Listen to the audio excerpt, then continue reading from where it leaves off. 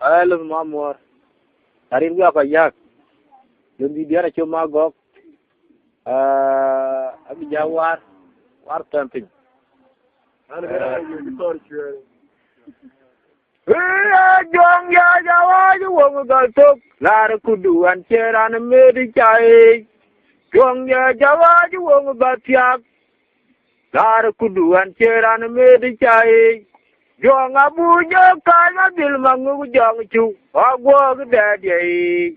Luar pan chula kaya jong ya bejir chun nyeti kiro tak.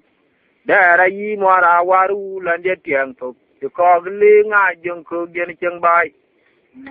Iya jong ya ya wayu wong gal tok. Lar kuduan cheran medi chai. Ha jong ya ya wayu wong gal tiang. Lar kuduan cheran medi chai. Jong abuja nyan mabil mangu jong chu. Agwa gdadi. Luar pan chula kaya jong ya bejir chun nyeti kiro tak. Dara yi mora waru lande tiang tok. Chukogli nga jong ko gen cheng bai. Lau che nana keng no me ka kol. Pinya nang rio jagu chagam. Le na ba met pinyi ton ngu kuduri.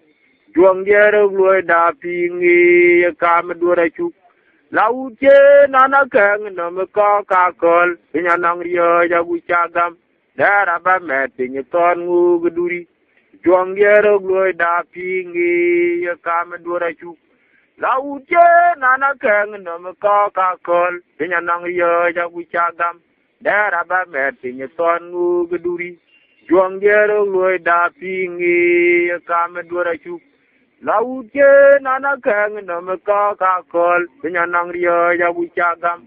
Lena ba met pinyi ton ngu kuduri. Juang jere gloi da pingi kam dura chuk. Lau che nana keng no me ka kol. Pinya nang rio jagu chagam. Lena ba met pinyi ton ngu kuduri. Juang jere gloi da pingi kam dura chuk. Iya lundi jan daga waya na che go nyan bai.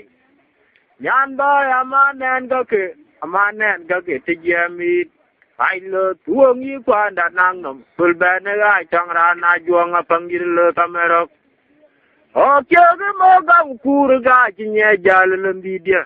Me ga de ka mi ka ke ka gumbe. Lundi dia baga tu penik. Muare de ka jong ya kulan jati lundi dia namir kwadolda. Iya lundi dia daga waya na che go nyan bai. Nyan bai amanen ga ke te jemi. Ai lo duong yi pa da nang nom. Kul bene ga chong ra na juang apangir lo tamerok. Iya wa ge ma ga kur ga chinye jal lundi dia.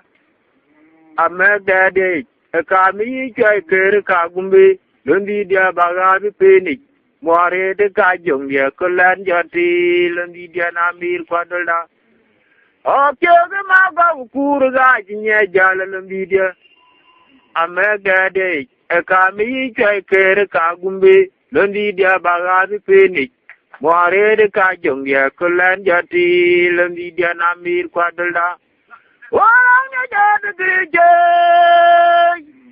orang jadi kerja berjawab welka kuat. Ye tornai lalu madal di cimara jonggel atanak. Oke, kedari kaca benangin cerau kadaro di cokeli. Kan dia lo nyajuang, dicideng aku rukui di jenui gam. Dalga tim ko bro ngadol gu galabul, ake dunyi ka cen cebel kabiong gu ben go kwat. Undar lo ga ke bro ga wae mi ka uni champanya ngadol. Go klo ko krom ni mi. Dar ki jang adwa man nagla ja pachin gi yo glonge. Ma bar una kol wadira ai kuri juba. Go piaw dare an chi de ngar yiri jor kin go twen. Oi ta ga kam chin diar bai. Unda na chanu ju ke de kali pe ku er cha gwere boiriok. Un ma ja guda kumanya kol. Wajong mabile kaya wiri tandana chinambagor. Oke di bajuang oi. Oke di bajali rauna kol wadire. lun jawa jan wo nga pyo poli ja piria ke ma bara yul ta ko ti che lungi da cha da wi dum let ai lo rum ku je dara ke lo na wa yelep kirga to lo ndia kwa chinak jarir kwa ka yak orang ya jad grije alon de jad krije krije bu je wa wel ka ko ye tor nai lanu madol ki mora jongela tanak okya gdare ga chab nang nim chirau ka daro de chokeli en vi lo nya jong ki de nga kuru ko de cheno gam tar ga dim gwa gro ngadol gu gala bul a che du ni ko chen chibel ka biong gu ben go kwat un gan lu do ge doro go wa mi ko uni cham kwa nya ngadol go klo po kro mi mi dot ki janga do ma nak lan ya kwa chin ge yo glon de ma bara una ko lo di da kuru juba go pyau dare yan chi de ngari re jor tin go twen o cha ga kam chin diar bai unda na chan yu ke de ko li pe ku wer cha go re bo riok un ma ja gu da ku ma nya kol kwa jung ma bile ko ye wiri tanda na chin bo o cha di bo jong Oja di bajoli ra una kolo di re. Lunda oja bonga pio poli ja peria ke mabra yulo ta ko ti che lungira cha da wi. Ria waro mardango akira kon ye la kinda go becheng. Oga gwara ni ji leunde yang lawa buai ko ngang ke ken ka ya rabai. Dari tangu kidome na kur kamande kurang anyar una kumtu ngache po we na ngadiera yang den gagangi warang bar tangu ga kira kon de la kinda gu becheng oga gwaran yi leunde yang lawa buwa yo ko gangang keken ka yarabai dari tangu kidome na kur kamande kurang anyar una kumtu ngache po we na ngadiera yang den gagangi iya warang bar tangu akira kon de la kinda gu becheng ga gwaran yi leunde yang lawa buwa yo ko gangang keken ka yarabai dari tangu kidome na kur kamande kurang anyar una kumtu ngachi po we na ngadiera yang den gagangi alama jan mel queen pire magaria bai kayari ngeri je jang chow tan gwa ya la ko inyal gayan wan gu bala ta ko la yang mo nyu ta gwa na yang lil una mandi te ke nyu da ko nyen mo nguri ga ngap ngai ta ne to la lui alama jan mel queen pire magaria bai kayari ngeri je jang chow an gaya la ko inyal gaya nan bu bala ta ko la yang mo nyu da gwa na yang lil una mandi te ke nyu da ko nyen mo nguri ga ngap ngai ta ne to la lui ala ba chen mil queen bire magari ai bai karem geri je jam cho ran gaya la ko inyal gaya nan bu bala ta ko la yang mo nyu da gwa na yang lil una mandi te ya nyu da ko nyen mo nguri ga ngap ngai ta ne to la lui ala ba jan mel queen ire magari ai bai karem geri je jam cho ran gaya la ko inyal gaya nan bu bala ta ko la yang mo nyu da gwa na yang lil una mandi te ya nyu da ko nyen mo nguri ga ngap ngai ta ne to la lui ala ba jan mel queen ire magari ai bai karem geri je jam cho ran gaya la ko inyal gaya nan bu bala ta ko la yang mo nyu da gwa na yang lil una mandi te ya nyu da ko nyen mo nguri ga ngap ngai ta ne to la lui jarir gwa ka yak ne ke pegi gol pay tu ku pay ro ku pay dia ku pay ngwan ku pay bi ku pay bedem ai pay doro kan jala ma yang ba nya ton de nga che ne nin ke ya mun di bene ya wari de war bene dog jaro mo pe nin ke la de bran ja jam kulen ci wer ran ba pet kuran ba gwai aba ko kwancho nin ke in ke wadi garan cho ma gok man na kwa ya ga che ya ka bo ge ya kur je men che ne chal ana nyara dol ko ge de jai ke chi ge je me wel ke diar ke randa dalu rana ku mada ranya che gwal bu unde cha mo ana nyara dol ko ge de jai ke chi ge je me wel ke diar ke randa dalu rana ku mada ranya che gwal bu unde cha mo iya na wedi atinge rana lwelu ye ino biel wala no ga jenang min kwa lwi bai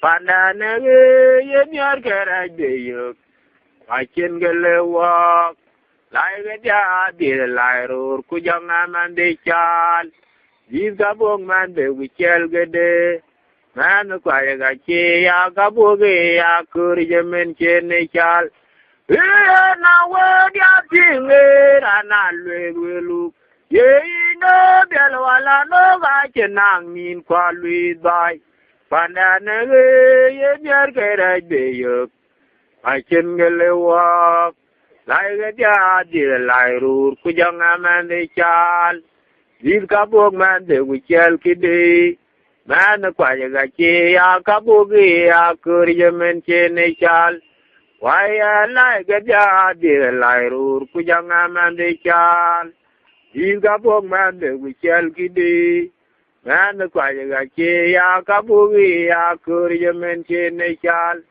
ana nyara dol ko ge jai ke chi ge je me wel ke diar ke randa dalu rana ku mada anya che gwal bu unde cha mo ana nyara dol ko ge jai ka chi ge je me wel ke diar ke randa dalu rana ku mada anya che gwal bu unde cha mo iya kan wala na ge diare uni chola ngwenya ga chena lawe ga gortin yi wenda bi bier cham kiran wer yo lak akan wala na ge diare uni chola ngwenya ga chena lawe ga gortin yi randa bi bier no kiran wer yo lak ran ja bo dore abi bier narur chabyok te chen bo undan ure meng bier kan ga yu ping ran ja bo dore abi bier narur chabyok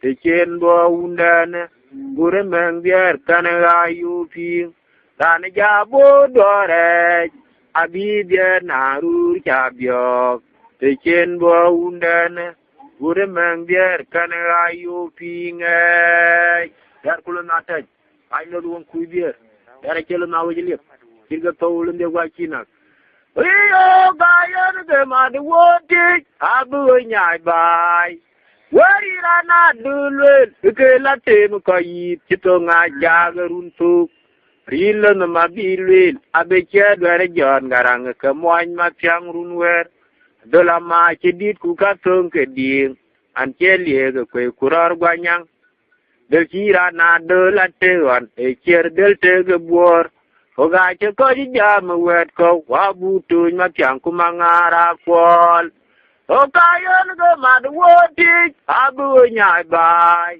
wari rana dulwe ke la tem ko yi tito nga cha keruntu perjilo no mabilwe abe che dware jon garang ke moan ma tyang runwer dola ma chidit ku ka tong ke ding an che lie ke kwe kurar gwanyang del chira na dola tewan e cher del te ke bor oga che ko ji jam wet ko wabu tu ma tyang ku mangara kwol ba ja uda ni ya che la jama be wet bai u ka ma ya ken nyen bai bor wala na ken kor yo jabu de gwela nya nya kwon ka che ba ja uda ni ya che la jama be wet bai u ka ma ya ken nyen bai ma bor wala na ken kor yo jabu de gwela nya nya kin ka che Banya unda ne ya che la jama be wet bai gu ka ma ja ken nyin bai.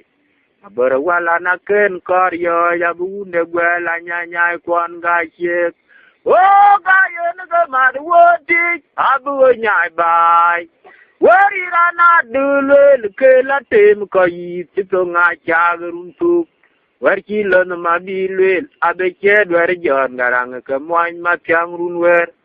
Dola ma chi dit ku ka tonga di man che le ga kwe kurar gwanyang del chira na de la te wan e cher del te ga bor ga je ko ja mu wet ko wa bu tu ma tyang ku mangara kwon o ka yer go ma du woti ha bu nya bai wari ra na de le ke la te mu ko yi ti to nga cha grun tu Arjila no mabilwil abeke dwar jon garang ke moan ma tyang runwer dola ma chi dit ku ka tonga di an jele ga kwe kurar gwanyang lira na de la te wat e cher del te ga bor ga je ko jam wet ko wa bu tu ma tyang ku mangara kwol ba ye uda ne ya che la jama be wet ba gu ka ma ya ken yin bai Bere wala na ken kor yo ja bunde gwela nya nya kon ga che ba ye uda ne ya che la jama be wet ba gu ka ma ya ken yin bai Bere wala na ken kor yo ja bunde gwela nya nya kon ga che ki irlo te duga donde gulo na tan do ka jilat Kaya boy.